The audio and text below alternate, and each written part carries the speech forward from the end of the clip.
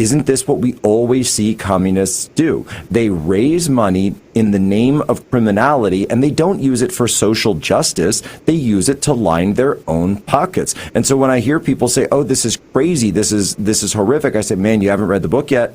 You haven't read the book yet. Because if you read the book, or if you just understood the basics of what happened in Russia, what happened in China, what happened in France in the French Revolution, and then, of course, as you know from your own family history, which you've talked about so many times, Spain and the Spanish Revolution, this is what they do every single time. And it's so clearly a scam, Jack. I remember, I think the goal was like $200,000, like just a few days ago, and suddenly now it's $500,000 because they're over 400,000. Like the price just keeps going up. What could they possibly need this money for? The guy's already, posted bail after it was reduced to, I think it was 250,000.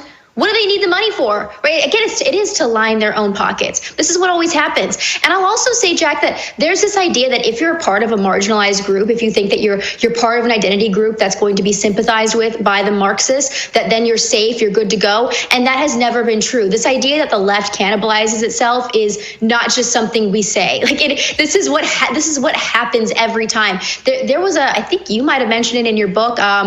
G. Van Fleet has mentioned it many times. There's a story of this school teacher who during the Chinese Cultural Revolution, she was a communist car carrier, and she actually was part of stoning these 4 landlords. And then years later, her own students, because she was somebody who cared about education, tradition, actually beat her to death. They had her kneel on broken glass. Her body was just shattered. And she killed by her own students. And this is, again, somebody who was a leftist, a communist in China during the revolution. This happens over and over again. So if you think that because you're part of some identity group that's being protected for now, don't think that means you're going to continue to be protected in the future.